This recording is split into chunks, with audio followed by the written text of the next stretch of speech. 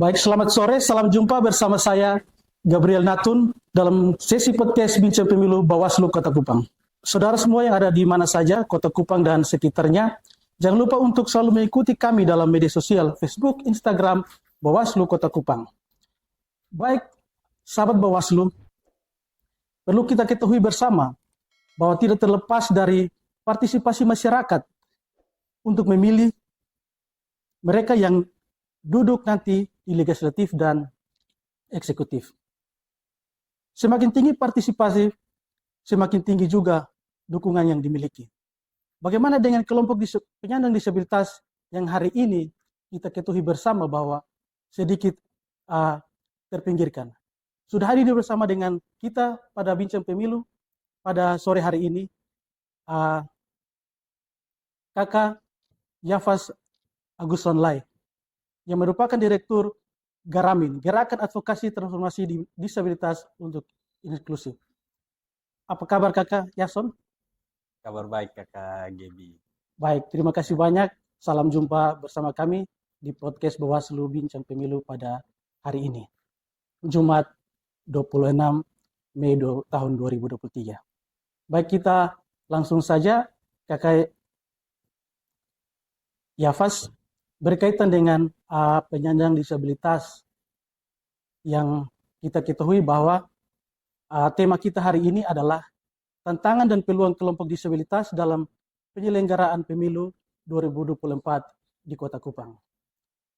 Melanjutkan daripada itu, Kakak Yafas, apa saja masalah yang sering dihadapi oleh disabilitas di Kota Kupang hari ini? Persoalan dan bagaimana penanganan? Ya, baik. Selamat sore sahabat Bawaslu dimanapun berada. Salam awas. Terkait dengan persoalan teman-teman disabilitas untuk pemilu 2024 ya. Memang disabilitas ini ya baru 3-4 tahun terakhir kami mencoba untuk membagi informasi terkait dengan disabilitas. Kalau dulu sering yang lebih kuat dan berkembang di masyarakat itu istilah cacat. Cacat. Ya. Ya. Jadi istilah ini kemudian juga menjadi menjadi pemicu atau dampak yang cukup kuat bagi teman-teman disabilitas sendiri, misalnya kurang percaya diri, kemudian juga tidak mampu, terus juga tidak lingkup terbatas. Ya, segala aktivitas dan partisipasinya itu terbatas. Berkaitan dengan disabilitas, mungkin bisa dijelaskan di Kota Kupang ini kategori disabilitas itu bisa dijelaskan apa saja yang hari ini Garamin lakukan pendekatan dan pendampingan. Iya, kalau kita lihat di Undang-Undang 8 tahun 2016 tentang penyandang disabilitas, itu ada kategori disabilitas fisik. Itu teman-teman yang misalnya kita lihat pakai tongkat, kemudian pakai kursi roda, terus teman-teman yang mungkin karena kecelakaan atau penyakit lalu diamputasi kaki atau tangan. Itu yang masuk kategori fisik. Lalu kemudian ada juga kategori sensorik, disabilitas sensorik. Nah, ini teman-teman yang punya hambatan melihat misalnya. Kalau istilah di kampung biasa bilang buta. Ya. Lalu teman-teman yang tidak bisa mendengar, tidak bisa berbicara. Nah, ini masuk dalam kategori disabilitas sensorik. Lalu kemudian juga ada kategori disabilitas mental. Nah, ini yang sering kita kenal juga dengan orang dengan gangguan jiwa. Ya, itu disabilitas mental. Lalu juga teman-teman dengan disabilitas intelektual. Artinya teman-teman yang punya hambatan dalam mengelola informasi, kemudian juga daya tangkapnya perlu waktu, seperti itu. Nah, jadi di disabilitas itu ada kategori disabilitas fisik, sensorik, mental, dan intelektual. Baik, terima kasih. Banyak. Terus bagaimana dengan partisipasi disabilitas di Kota Kupang dalam menghadapi pemilu di tahun 2004 ini? Kalau kita lihat partisipasi teman-teman disabilitas dalam pemilihan umum ya. Siap, pemilihan umum. Sebenarnya secara aturan regulasi juga sudah mengatur semuanya mengatur bahwa teman-teman disabilitas walaupun dengan berbagai hambatan, tapi kemudian mereka juga punya hak untuk memilih dan dipilih. Juga. Ya, memilih dan dipilih. Lalu kemudian bagaimana dengan partisipasi mereka? Nah, kami lihat juga bahwa ternyata perlu banyak dukungan dan juga persiapan mulai dari tahapan-tahapan ya, misalnya sosialisasi, kemudian juga sampai pendataan, sampai pada bagaimana menentukan tempat pemungutan suara TPS yang akses bagi teman-teman disabilitas. Nah, kalau misalnya di tahapan-tahapan ini kemudian juga kebutuhan teman-teman disabilitas ini terpenuhi, maka kemudian saya yakin partisipasi teman-teman disabilitas untuk menggunakan hak pilih itu lebih baik. Baik, terima kasih Kak Yafas. Berkaitan dengan penyandang disabilitas yang hari ini kita ketahui bahwa mereka juga punya kemampuan, dalam hal ini kemampuan intelektual untuk ambil bagian dalam peserta pemilu. Bagaimana menurut Kakak Yafas ketika penyandang disabilitas ikut ambil bagian dalam partisipasi untuk menjadi contoh, bisa menjadi calon anggota dewan atau lain sebagainya terkait dengan pemilu nanti? Iya, Kota Kupang pernah punya legislatif yang disabilitas. Itu udah di periode sebelumnya. Nah, memang tantangan terbesarnya adalah ketika teman-teman disabilitas yang yang lebih, kalau kita lihat lebih banyak teman-teman disabilitas ini kesulitan dalam mengakses pendidikan. Sehingga kemudian kalau secara data mungkin kita bisa lihat kecil saja teman-teman yang mungkin punya kapasitas ikut ambil bagian, lulus S1 mungkin, lalu kemudian juga punya komunikasi yang baik, lalu punya pemahaman yang luas terkait dengan persoalan-persoalan sosial. Nah, tapi perlu juga ya dari Garamin bisa mendorong teman-teman dari disabilitas untuk ikut ambil bagian. Itu tahun 2024 ini. Ya, itu yang juga kami juga terus menyampaikan ke teman-teman bahwa teman-teman punya hak untuk dipilih, begitu. Ya. Jadi bisa mencalonkan diri sebagai legislatif mungkin. Tetapi kemudian harus dilihat dari kapasitas. Apakah teman-teman punya kapasitas untuk menggunakan hak itu atau tidak? Ya, karena berbicara soal disabilitas, ketika ada dalam legislatif nanti, bisa memperjuangkan hak teman-teman untuk berbagai banyak hal yang bisa dibuat. Ya.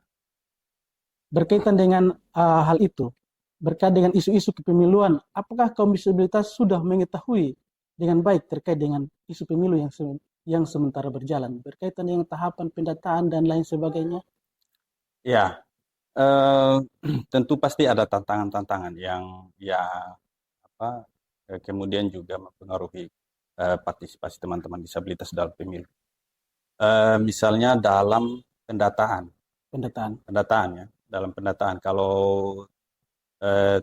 sekarang kita bisa lihat di stiker yang ditempel di rumah. Nah, itu kan ada kolom disabilitas juga. Nah, ya. Tapi apakah kolom itu terisi atau tidak? Ya. Jumlahnya berapa disabilitas per KK yang ada di situ yang sebagai pemilih. Nah, ini tantangan. Kemudian juga apakah kemudian pendataan yang dilakukan di tiap-tiap kelurahan itu teman-teman yang mendata ini paham tentang disabilitas itu sendiri atau tidak, ragam-ragam disabilitasnya. Kebanyakan kan kalau bilang disabilitas, oh yang teman-teman netra saja, atau teman-teman tuli saja, atau teman-teman yang fisik. Tapi kemudian yang mental, intelektual yang tidak terlihat sama sekali itu, kira-kira mereka juga masuk dalam jumlah data yang ya, itu tantangannya. Tantangan. Lalu bicara tentang apakah mereka juga sudah tahu tentang tahapan-tahapannya. Nah, saya pikir ini tergantung dari yang pertama hambatan teman-teman. Misalnya kalau misalnya yang teman-teman netra kalau dengar-dengar informasi dari radio, televisi, mungkin mereka langsung oh ada pemilu tahun 2024. Pilkada juga November 2024 misalnya.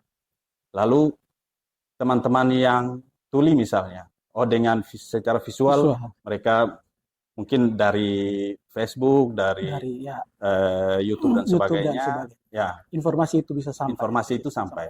Tapi kemudian bagaimana dengan teman-teman yang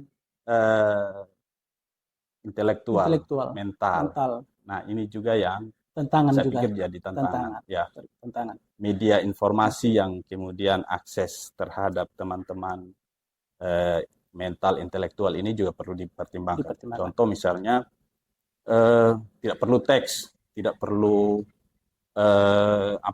tidak perlu teks, mungkin secara visual gambar animasi dan lain sebagainya yang bisa mudah dipahami. Iya. Baik, kita lanjutkan lagi Kakak Yafas. Apa yang harus dilakukan sehingga partisipasi dari kaum disabilitas dapat diakomodir dalam pemilu mendatang? Berkaitan dengan tadi tantangan-tantangan itu, apakah masukan dari teman-teman dari Garamin untuk penyelenggara pemilu? Yang pertama, teman-teman harus masuk dalam data dulu ya. Ya, masuk dalam data pemilu sebagai data pemilu. Ini penting. Kemudian dari data ini kita bisa sinkronisasi, dapat gambaran bahwa TPS yang akses itu seperti apa. Contoh misalnya di wilayah A berapa yang netra, berapa yang disabilitas fisik misalnya, mobilitas, hambatan mobilitas. Sehingga kemudian di TPS itu perlu dipastikan aksesibilitasnya seperti apa. Kan bicara partisipasi tentu pasti harus bicara juga dengan akses. Ya. Lalu kemudian seperti yang tadi, informasi-informasi berbagai tahapan itu apakah sudah sampai kepada teman-teman disabilitas atau tidak, bagaimana caranya. Nah, kami juga terus koordinasi dengan teman-teman di Bawaslu terkait dengan data, lalu kemudian terkait dengan isu disabilitas ini sendiri, bagaimana kemudian tahapan-tahapan ini juga perlu disosialisasikan sehingga teman-teman disabilitas juga bisa mendapatkan informasi yang lebih detail terkait dengan tahapan-tahapan terkait dengan pemilu itu sendiri. Berkaitan dengan hal itu, sampai saat ini sudah habis masa pendaftaran. Apakah Garamin punya data yang saat ini mendaftar baru? Mendaftar baru, kami belum cross check ya. Tapi kemudian kemarin dengan teman-teman Panwascam kami coba sinkronisasi data. Jadi data yang kami punya, kami kirim ke teman-teman Panwascam, coba cek dulu ini datanya, apakah dia sudah terdata sebagai pemilih atau belum. Ya. Oke, baik. Terima kasih banyak Kakak Yafas. Berkaitan dengan data disabilitas, apakah sudah ada data mengenai dengan seluruhnya di Kota Kupang, atau apakah Garamin punya data terkait dengan disabilitas Kota Kupang? Ya, kalau data disabilitas Kota Kupang, kebetulan kami juga punya komunikasi baik dengan teman-teman dinas sosial, sehingga untuk data disabilitas di Kota Kupang ada beberapa kelurahan yang memang kita sudah sudah punya data untuk teman-teman disabilitas ini. Disabilitas. Ya. Baik, terima kasih banyak Kakak Yafas. Berkaitan dengan bicara soal penyandang disabilitas, masalah, terus akses yang sampai hari ini penyandang disabilitas, kekurangan informasi dan lain sebagainya. Apakah itu merupakan tantangan yang luar biasa atau apakah ke depan masukan terkait dengan untuk bisa akses semua informasi itu seperti apa? Iya, bercermin dari pengalaman pemilu 2019. Kebetulan saya juga terlibat dalam partisipasi ikut penyelenggara sebagai waktu itu saya mendaftar di KPU sebagai relawan demokrasi. Jadi dari situ saya belajar. Ternyata supaya teman-teman disabilitas juga bisa menggunakan hak pilihnya. Jadi waktu itu kami coba juga sosialisasi tentang pemilu. Lalu kemudian misalnya data misalnya dia alamatnya di mana, kemudian dia memilih di mana dengan cara yang bagaimana ya. Sehingga teman-teman juga dapat informasinya dan siap-siap untuk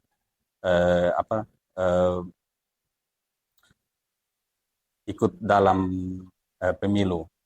Jadi memang waktu itu tantangannya adalah misalnya di teman-teman netra kami dapat masukan bahwa kalau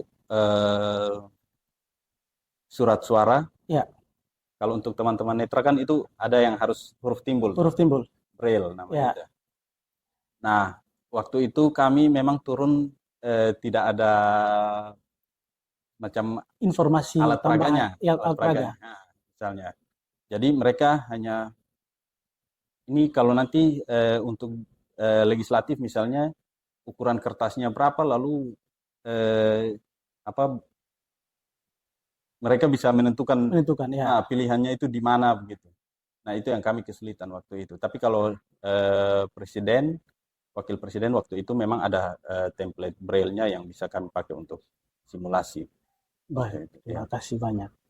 Apakah sampai hari ini Bawaslu atau maupun KPU, apakah sudah ada penandatanganan kesepakatan bersama terkait dengan disabilitas untuk ikut ambil bagian dalam terkait dengan hak dan kewajiban terkait dengan disabilitas itu? Apakah sudah ada atau belum? Ya, dengan KPU Kota, kami Garamin juga sudah punya kesepakatan kerjasama untuk memastikan partisipasi teman-teman disabilitas dalam pemilu. Ya. Apakah upaya khusus? Apakah sudah ada upaya khusus seperti itu dari Bawaslu atau KPU untuk menciptakan pemilu yang ramah disabilitas? Sejauh pengamatan kami dari pemilu 2024 terus sampai 2019 kemudian sampai terakhir 2019 kemarin dan nanti 2024 ini memang ada kemajuan. Yang pertama mulai dari pendataan, ya, kemudian mulai dari pendidikan politiknya, ya, itu juga mulai ada kemajuan. Yang mana kemudian juga mempertimbangkan kebutuhan teman-teman disabilitas. Hanya mungkin masih ada sisi-sisi yang belum tersentuh. Ya, belum lengkap untuk kita kolaborasi. Ya, seperti itu. Artinya untuk memastikan bahwa teman-teman disabilitas ini juga bisa ikut memilih. Misalnya contoh di pendataan kemarin. Kalau kami sih berpikir mungkin teman-teman yang akan mendata itu juga perlu dibekali dengan pengertian tentang disabilitas. Sehingga kemudian kalau masuk kategori intelektual ini masuk kategori mental ini. Jadi sehingga kemudian waktu di lapangan mereka sudah bisa punya, sudah bisa tahu terkait hal-hal itu yang mungkin kemarin terlewatkan. Ya. Ketika kemarin pada saat tahapan pencoklitan itu mungkin Ya. yang dilakukan oleh teman-teman Pantarlih. Ya. Mungkin di situ sedikit terlewat mengenai dengan hal-hal yang telah Kakak Yafas sampaikan itu ya. Ya, makanya kemudian misalnya ada juga teman-teman yang bilang, saya disabilitas tapi di kolom disabilitas itu Tidak tidak tercatat. dicontreh Nah, atau tidak dicantumkan atau Iya. tidak didata dengan baik. Baik, terima kasih banyak Kakak Yafas berkaitan dengan tema kita pada hari ini mengenai dengan tantangan dan peluang kelompok disabilitas dalam penyelenggaraan pemilu di tahun 2024. Yafas berkaitan dengan peran disabilitas menghadapi pemilu tahun 2024. Upaya apa atau pemetaan masalah dari KPU ataupun Bawaslu sendiri, karena melihat dari pengalaman pemilu sebelumnya, masih banyak kebutuhan disabilitas yang belum terpenuhi. Dan ini terjadi pada semua tahapan sampai pada nanti pencoblosan. Itu menurut Kakak Yafas, seperti apa upaya apa yang perlu dilakukan terkait dengan hal ini?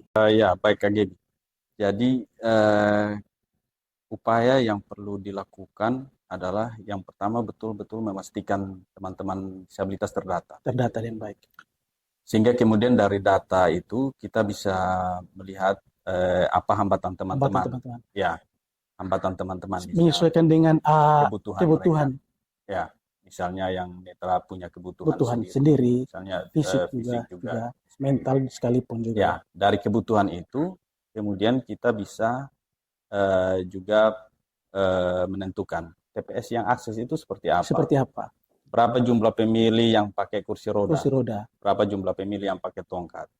Lalu kemudian bilik suara. Bilik suara. Ya, bilik suara ini juga perlu dipastikan juga misalnya juga. Tingginya berapa gitu. Ya, sehingga kemudian sesuai dengan kebutuhan teman-teman yang mungkin mini people ya, pendek. Lalu juga satu ada masukan juga dari teman-teman netra, misalnya mereka yang punya hambatan penglihatan, mereka juga butuh pendamping yang benar-benar bisa mewakili pilihan Tapi mereka. Apakah itu bisa dipercaya? Nah itu, jadi teman-teman netra ini berdasarkan pemilu sebelumnya, mereka bercerita begini, kami waktu sampai di TPS, ternyata sudah ada pendamping yang disiapkan. Ya.